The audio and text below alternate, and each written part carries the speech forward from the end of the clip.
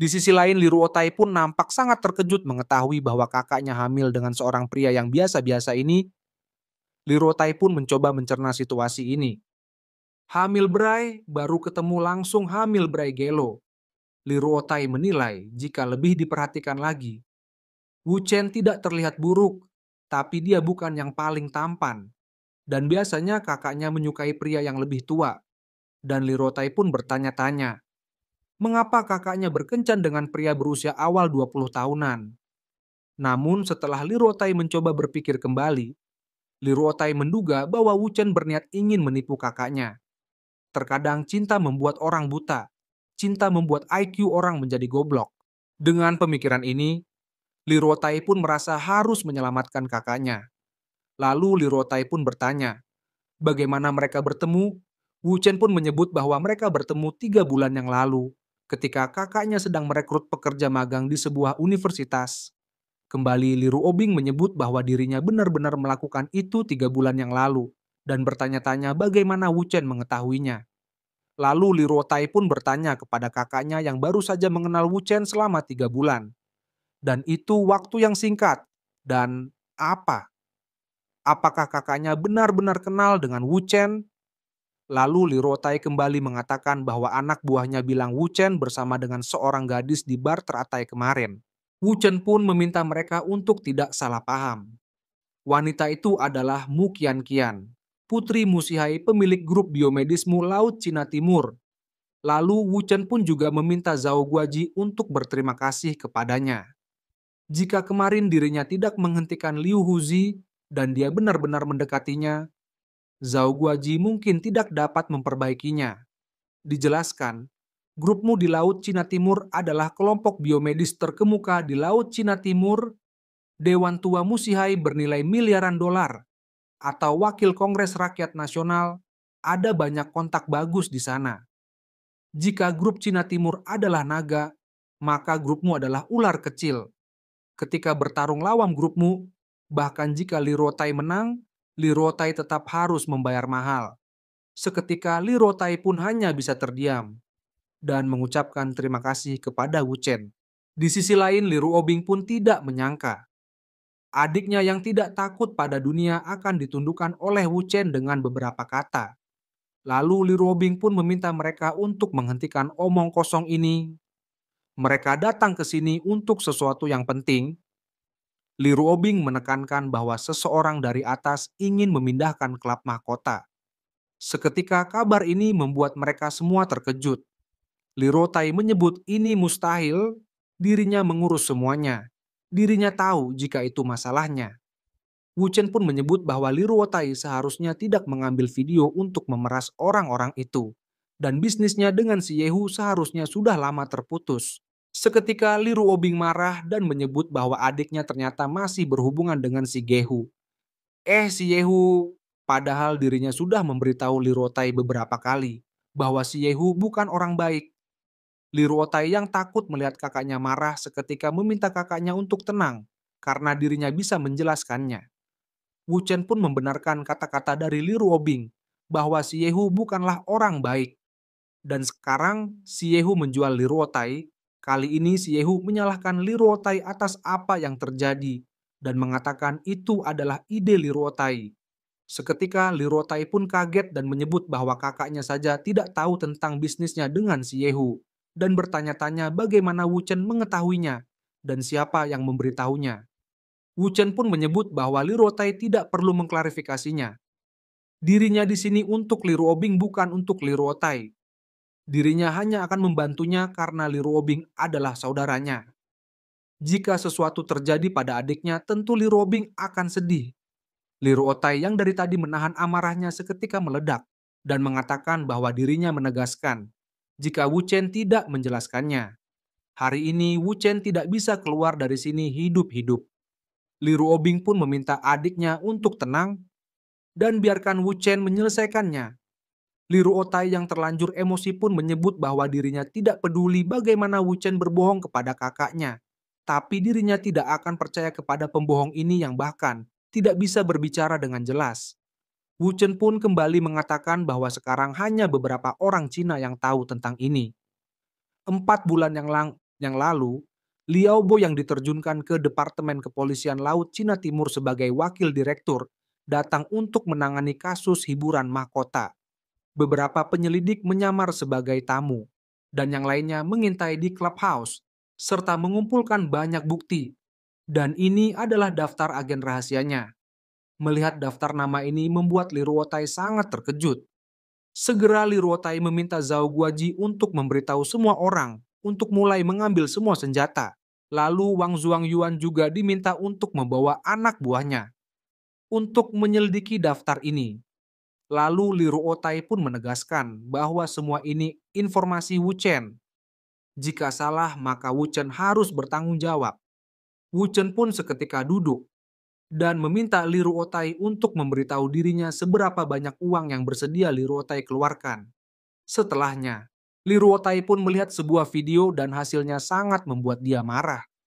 Hingga melemparkan handphone tersebut dan meminta semua orang yang ada di dalam daftar itu harus ditangkap. Sekarang dirinya tidak bisa mempercayainya. Namun menurut Wu Chen mereka tidak boleh ditangkap. Jika salah satunya hilang, polisi akan mulai bertindak. Mereka mendapat beberapa bukti tentang Li Ruotai, tentang beberapa hal terkait kasino. Jadi Wu Chen menyarankan kepada Li Ruotai untuk berhati-hati. Li Ruotai pun bertanya dirinya harus melakukan apa sekarang. Wu Chen pun bertanya apakah Li Ruotai ingin melanjutkan ini dan masuk penjara atau Li Ruotai ingin melewatinya dengan aman. Mendengar hal ini, Li Ruotai pun penasaran dan ingin mendengarkan solusi dari Wu Chen. Wu Chen pun meminta Li Ruotai untuk memberitahu orang-orangnya agar tidak pergi ke sana dulu. Segera Li Ruotai melakukannya, dan kembali Li Ruotai menanyakan langkah selanjutnya. Wu Chen yang tersenyum pun menyebut Li Ruotai harus meminta maaf kepadanya dulu. Baru dirinya akan memperbaiki semuanya. Wu Chen pun dengan sengaja bergumam dan menyebut Li Ruotai harus menunjukkan rasa hormat kepada dirinya. Karena dirinya adalah bagian dari keluarganya sekarang. Li Ruobing pun menanyakan sikap Wu Chen dan bertanya, apa yang sedang Wu Chen lakukan? Mereka adalah keluarga dan meminta Wu Chen untuk membantunya. Wu Chen pun menyebut bahwa Li Ruotai tidak menganggap dirinya sebagai keluarga. Mendengar hal ini, Li Ruotai pun merasa tidak nyaman dan bertanya, apa yang sedang Wu Chen bicarakan? Dirinya menganggap Wu Chen bagian dari keluarga ini. Wu Chen pun hanya tertawa mendengarnya. Li Ruotai pun mendekat dan meminta maaf dirinya hanya takut Wu Chen selingkuh. Mendengar hal ini, Wu Chen pun mengatakan bahwa dirinya tidak tahu apakah ucapan Li Ruotai benar-benar tulus. Namun hanya demi Li Ruobing, Wu Chen akan memberinya sebuah ide. Wu Chen pun menjelaskan, pertama Li Ruotai harus membunuh si Yehu. Si Yehu tahu terlalu banyak. Jika dia masihkah hidup, maka semua ini sia-sia. Si Yehu sering pergi ke Pila 17 di Manor Kolam teratas untuk menggunakan sebuah UV-UV dengan majikannya. Jika si Yuhei meninggal karena overdosis, tidak ada yang mencurigai Li Ruotai. Mendengar hal ini, Li Ruotai menyebut bahwa ini ide yang bagus. Kemudian yang kedua, sekarang semua bukti ada di tangan Liu Bo. Wu Chen pun meminta Li Ruotai untuk mengambil buktinya dan menghancurkannya. Maka Li Ruotai akan aman. Li Ruotai pun menerima saran ini. Dan dirinya akan menculiknya. Wu Chen pun seketika menyebut Li Ruotai sudah gila. Liu Bo adalah sosok yang terlalu besar bagi Li Ruotai untuk menculiknya. Menurut Wu Chen, Jalan Willow Gang kedua unit ketiga, ruang 501 di bawah lemari kamar tidur utama, ada sebuah berangkas tersembunyi. Kata sandinya adalah 571564. Buktinya ada di dalam. Karena itu adalah misi rahasia untuk mencegah kebocoran buktinya. Hanya ini Li Ruotai bisa mengirim seseorang untuk mengambil dan menghancurkannya. Li Ruotai pun kaget mendengarnya Wu Chen mengatakan hal ini. Dengan sangat detail, bahkan Wu Chen tahu sandinya. Lalu Wu Chen kembali melanjutkan tahapan rencana yang ketiga. Akan memberitahu orang tuanya tentang masalah ini. Terutama bisnis dengan si Yehu harus menjelaskannya dengan jelas. Lagi pula yang sedang mereka bicarakan adalah keluarga Wei. Keluarga Li dan keluarga Wei sudah bermusuhan selama bertahun-tahun. Dan kedua belah pihak pernah berperang besar-besaran. Dan banyak orang yang masuk penjara karenanya. Keluarga Wei selalu berada di atas angin. Itu sebabnya Tuan Li ingin bergabung dengan keluarga Ding untuk melawan keluarga Wei. Li Ruotai membuat keluarga Wei mengambil kesempatan. Mereka ingin memanfaatkan situasi untuk melawan keluarga Li. Ketika masalah selesai akan ada banyak hal yang harus dihadapi. Orang tua itu harus tahu tentang hal ini. Li Ruotai pun mengerti dan dirinya akan berbicara dengannya. Dan Wu Chen menekankan bahwa yang terpenting yaitu membakar klub mahkota. Li Ruotai pun kaget mendengar hal ini. Menurut Wu Chen, hanya dengan api kecil ini dilakukan agar muncul berita sehingga Li Ruotai bisa membenarkan penutupan. Dan dekorasi ulang tanpa ada yang mencurigai Li Ruotai. Jika Li Ruotai bisa melakukan keempat hal itu, maka Wu Chen jamin Li Ruotai akan baik-baik saja. Lalu Li Ruobing pun mendekat dan menarik telinga Li Ruotai dan bertanya, apakah Li Ruotai mengerti apa yang baru saja Wu Chen jelaskan? Li Ruotai pun meminta Li Ruobing untuk menghentikan ini. Dirinya mengerti dan meminta kakaknya untuk tidak khawatir. Dan di saat yang sama ponsel Li Ruotai pun berbunyi. Dan di saat Li Ruotai mengangkat ponselnya, Li Ruotai kaget dan bertanya, berapa banyakkah yang hilang? Orang itu pun menyebut sebanyak 2 miliar. Mendengar hal ini, Li Ruotai sangat kaget dan mengatakan bahwa dirinya akan segera ke sana. Li Ruotai pun memberitahu mereka bahwa ada sesuatu yang terjadi di kasino dan meminta mereka untuk menunggunya di sini. Wu Chen pun seketika menyebut bahwa itu adalah ulah Shen Guangzun, pemilik aluminium Puseng. Mendengar hal ini, Li Ruotai pun kaget bagaimana Wu Chen mengetahuinya. Si MC ini tahu semuanya, Cok, ngecit jir. Kemudian mereka pun pergi menuju kasino. Menurut Wu Chen, Shen Guangzun tiba di Laut Cina Timur kemarin dan sengaja membersihkan para ahli judi dari kota Macau di wilayah administrasi khusus berniat untuk menghilangkan rasa malu sebelumnya. Wu Chen juga menyebut Li Ruotai kacau. Siapa dia di sini tidak masalah karena ini adalah kasino. Bisnis Li Ruotai dan si Yehu memang mengandalkan kontak Li Ruotai untuk mengelabui beberapa masa yang tidak begitu kuat untuk mengambil uang perjudian mahkota. Cara kerja kasino seperti itu. Mereka membiarkan Li Ruotai menang lalu mengambil semuanya dari Li Ruotai.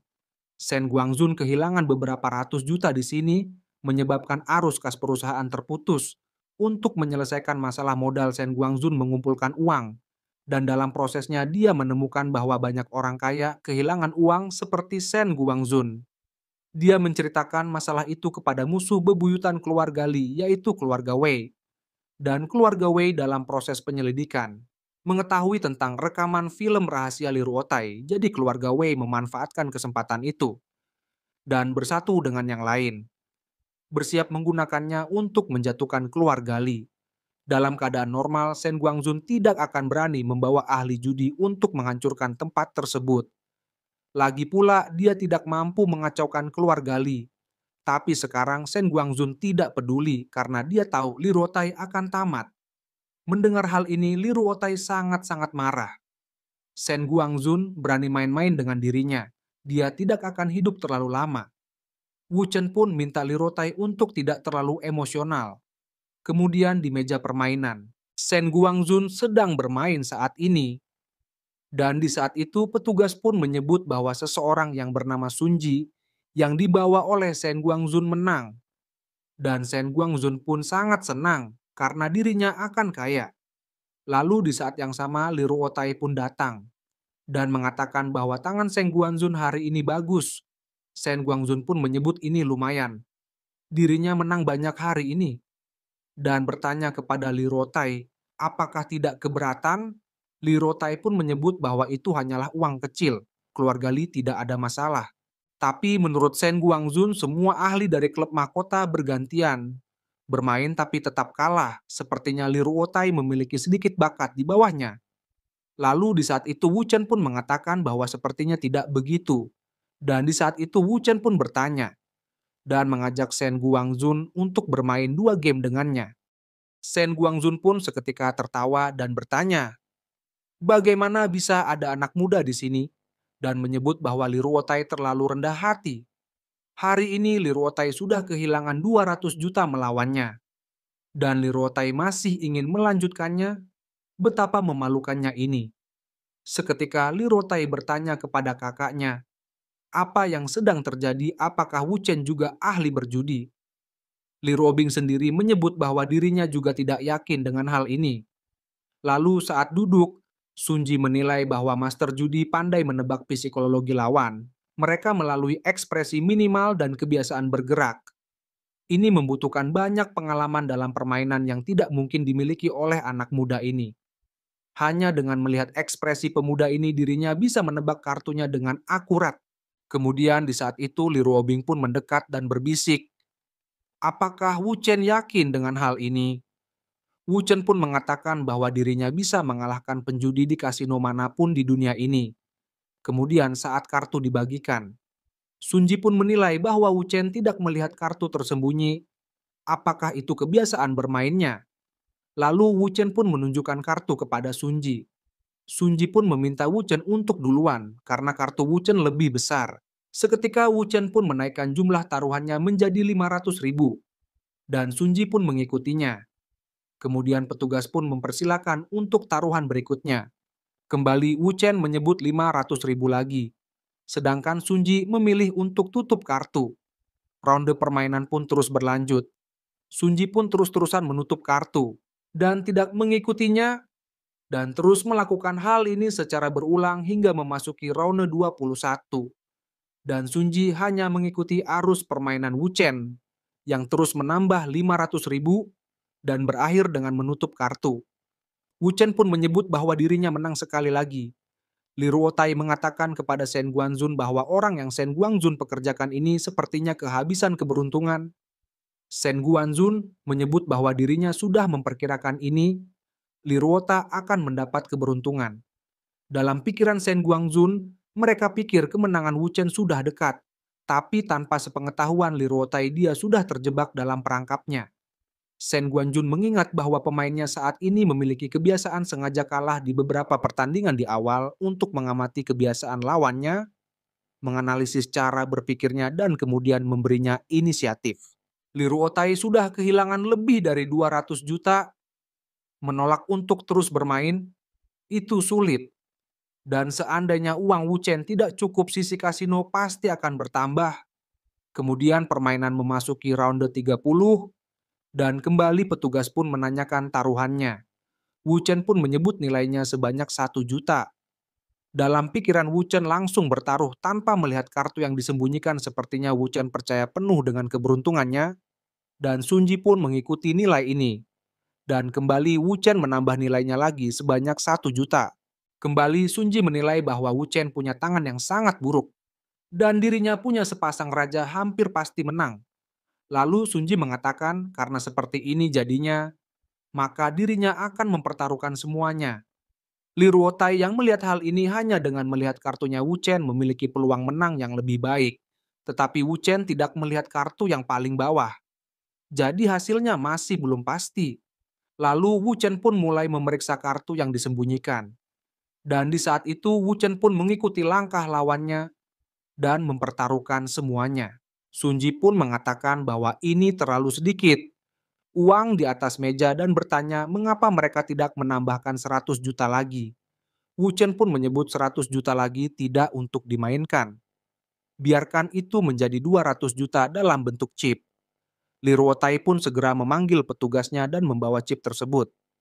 Wu Chen pun mengatakan bahwa dirinya menaikkan taruhannya sebesar 100 juta dan menanyakan sikap Sun Ji. Kembali Sun Ji menilai bahwa berdasarkan pengetahuannya, bahwa pengamatan dirinya Wu Chen hanya mengarahkan jarinya ke kartu tersembunyi. Ketika itu benar-benar penting, dengan kata lain kemungkinan besar kartunya adalah kartu as.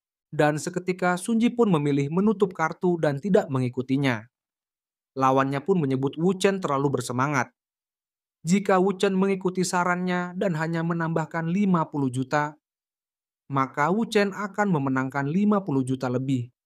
Li Ruobing sendiri yakin bahwa kartu bawah Wu Chen adalah kartu as. Wu Chen pun tidak membenarkan hal itu. Kartu bawahnya adalah 2 hati. Dan seketika ini pun mengejutkan Sun Ji dan menyebut Wu Chen menipunya. Wu Chen pun mengatakan, kalau Sun Ji tidak bisa mengikuti jangan salahkan dirinya. Sunji pun kembali mencoba menenangkan diri dan memintanya untuk tidak sombong dengan ini. Dirinya sudah tahu lagi dari kebiasaan Wu Chen. Kemudian permainan masuk ke ronde 3-1. Saat kartu dibagikan, Sunji melihat kartu tersembunyinya adalah 9 berlian. Menurutnya, mereka berdua memiliki tangan yang sama. Jadi kecuali kartu tersembunyi adalah 9 sekop, tidak mungkin Wu Chen bisa mengalahkan dirinya. Kemungkinan ke-49 keluar dalam satu pertandingan sangat rendah. Intinya adalah bahwa Wu Chen tidak melihat kartu tersembunyinya. Dan sepertinya sekarang adalah waktunya dengan ini jaring ditutup. Sunji pun mengatakan bahwa ini adalah tangan yang baik untuk mereka. Bagaimana kalau mereka bermain tangan untuk menentukan pemenangnya? Dengan dirinya mempertaruhkan semuanya dengan nilai 200 juta. Wu Chen pun menyebut hal ini menarik dan dirinya akan mengikutinya. Setelahnya, Li Ruobing pun bertanya, bukankah taruhan lebih dari 200 juta terlalu beresiko? Li Ruotai pun nampak cemas, namun Wu Chen sangat beruntung sejauh ini jadi tidak ada masalah. Sunji dan Shen Guangzun pun saling melakukan kontak mata dan menilai bahwa Wu Chen merasa percaya diri. Sunji pun mengatakan bahwa dirinya akan masuk, serta mengatakan kepada Wu Chen bahwa hal terpenting saat bermain kartu adalah jangan kehilangan akal.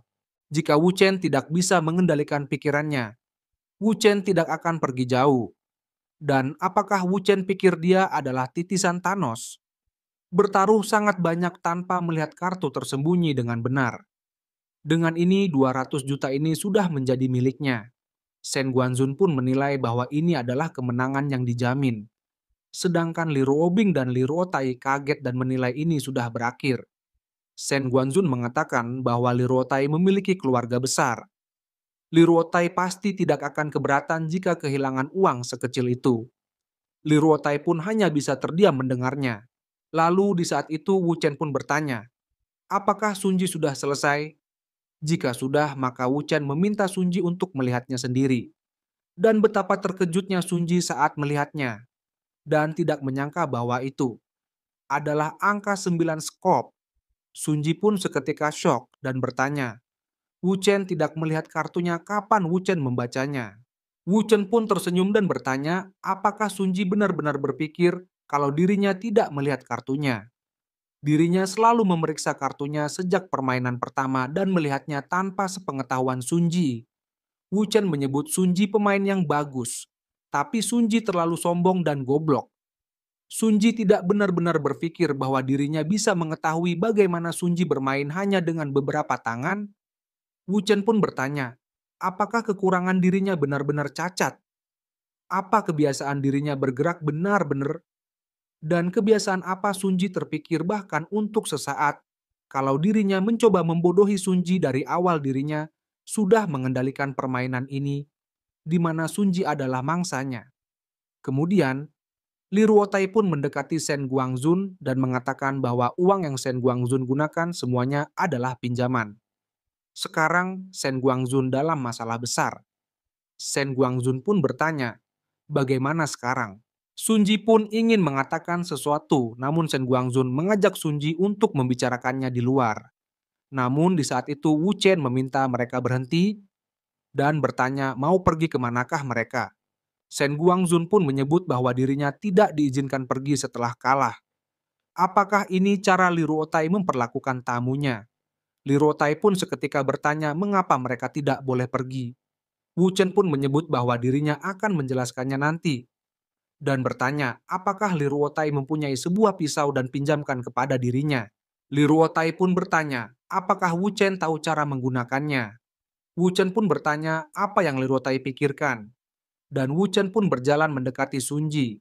Dan dengan cepat mencengkeram tangan Sunji. Dan ternyata sebuah kartu as pun terjatuh. Wu Chen pun mengatakan bahwa Sunji meminta pemeriksaan kartu sebelum pertandingan ronde ke-15 dan mengambil kesempatan untuk mencuri kartu as sekop ini, menyembunyikan di lengan bajunya, dan Sunji benar-benar mengira dirinya tidak melihatnya. Perilaku curang ini tidak bisa dimaafkan. Dirinya dengan sengaja tidak mengekspos Sunji karena dirinya belum menang. Li Ruotai pun sangat kesal mengetahuinya, karena Sunji berani curang di depannya. Li Ruotai pun segera bertanya kepada Shen Guangzun mengenai hal ini. Shen Guangzun pun kaget dan menyebut itu salah paham. Wu Chen yang masih mencengkeram tangan Sun Ji segera memutarnya dan menempelkannya ke meja. Wu Chen pun menegaskan karena Sun Ji melanggar aturan. Sun Ji tahu apa yang akan terjadi dengan ini, tanggunglah akibatnya. Dan seketika Sun Ji pun berteriak karena ulahnya sendiri. Lalu Wu Chen pun bertanya, apakah Shen Guangzun ada yang ingin dikatakan? Shen Guangzun pun menyebut bahwa itu tidak ada hubungannya dengan dirinya. Sun Ji menipu atas kehendaknya sendiri. Dirinya tidak ada memintanya seperti itu. Setelahnya, Wu Chen pun menyerahkan pisau itu kepada Li Ruotai dan mengatakan bahwa dirinya akan pergi sekarang. Dan Li Ruotai akan mengurus sisisnya. Dan meminta Li Ruotai untuk mengingat agar tidak menyentuh mereka di clubhouse. Kemudian Li Ruobing pun bertanya, apakah enak menusuk tangan seseorang? Wu Chen pun menyebut bahwa itu tidak terlalu. Li Ruobing pun kaget mendengarnya. Wu Chen bertanya jika Li Ruobing memotong tangannya sendiri bagaimana rasanya. Li Ruobing pun hanya terdiam dan menilai bagaimana Wu Chen bisa begitu tenang. Dan mengatakan itu setelah menusuk tangan seseorang. Dan bertanya-tanya apakah Wu Chen tidak akan membunuh seseorang. Setelahnya Wu Chen dan Li Ruobing pun pergi. Li Ruobing pun menyebut bahwa dirinya tidak menyangka Wu Chen adalah seorang penjudi yang hebat. Wu Chen pun berterima kasih dan dengan senyumnya, Wu Chen mengingatkan kepada Li Ruobing untuk tidak lupa membayar tagihannya. Li Ruobing pun dengan menghela nafasnya mengatakan bahwa Wu Chen hanya memikirkan uang.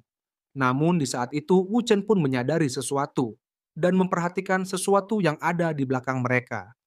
Li Ruobing yang melihat Wu Chen bertingkah aneh pun bertanya, apa yang sedang terjadi? Wu Chen pun mengatakan bahwa sekarang ada mobil yang mengikuti mereka. Dan di saat yang sama, sang sopir juga mengatakan hal yang sama bahwa ada mobil yang mengikuti mereka. Li Ruobing pun meminta sang sopir untuk menyingkirkannya. Li Ruobing pun tidak menyangka Ding Ruilong masih suka mengirim orang untuk mengikutinya. Dalam pikiran Wu Chen ini bukanlah Ding Ruilong. Dan target mereka bukanlah Li Ruobing. Wu Chen pun seketika memegang tangan Li Ruobing dan memintanya untuk tidak takut karena dirinya akan mengurus semuanya. Ye, bisa aja nih Wu Chen. Li Ruobing pun seketika memalik mukanya karena malu. Imut banget Tai. Dalam pikiran Li Ruobing, dirinya tidak menyangka Wu Chen akan menggunakan kesempatan ini untuk menyentuh tangannya. Jujur saja itu tidaklah buruk. Lalu di saat itu Li Ruobing mengatakan bahwa Wu Chen mungkin lapar. Dan karena apa yang Wu Chen lakukan hari ini, dirinya akan memberi Wu Chen sesuatu yang baik. Kemudian mereka pun tiba di suatu tempat. Saat di dalam Wu Chen bertanya, ada banyak orang yang mengenali Li Ruobing di sini. Apakah Li Ruobing tidak takut? Mereka akan menganggap dirinya sebagai pesaing. Li Ruobing pun menyebut bahwa dirinya ingin lebih banyak orang mengenal Wu Chen. Lalu di saat yang sama, seseorang datang menyapa Li Ruobing dan bertanya, apakah Li Ruobing di sini juga untuk makan? Ya iyalah goblok pakai nanya anjir. Dan diketahui dia adalah Handeli ketua kelompok inovasi Longcheng. Li Ruobing pun menyapa balik dan membenarkan hal tersebut. Karena pacarnya bilang, ingin makan-makan kanton. Jadi dirinya mengajaknya ke sini. Dan Li Ruobing pun mengenalkan Wu Chen kepada Handeli. Handeli pun segera mengulurkan tangan dan mengatakan bahwa dirinya senang bertemu dengan Wu Chen. Wu Chen adalah pria tampan pasangan yang cocok untuk Li Ruobing. Wu Chen pun sangat berterima kasih untuk pujiannya. Lalu Handeli pun memperhatikan jamnya dan meminta maaf karena mengganggu kencan mereka. Dirinya akan pergi karena seseorang sudah tiba. Kemudian Li Ruobing pun mengatakan bahwa Handeli adalah pria yang baik dan suka berteman dan dia adalah petugas kamar dagang di Laut Cina Timur. Wu Chen pun meminta Li Ruobing untuk menghentikan ini karena dirinya lebih mengenal Handeli lebih baik daripada Li Ruobing. Li Ruobing pun hanya mengangguk dan menyebut Wu Chen adalah pembisnis terbaik.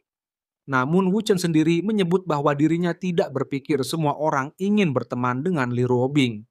Li Ruobing pun membenarkan hal itu, dirinya punya banyak saingan, terutama wanita, tapi itu hal yang konyol menganggap dirinya sebagai musuh.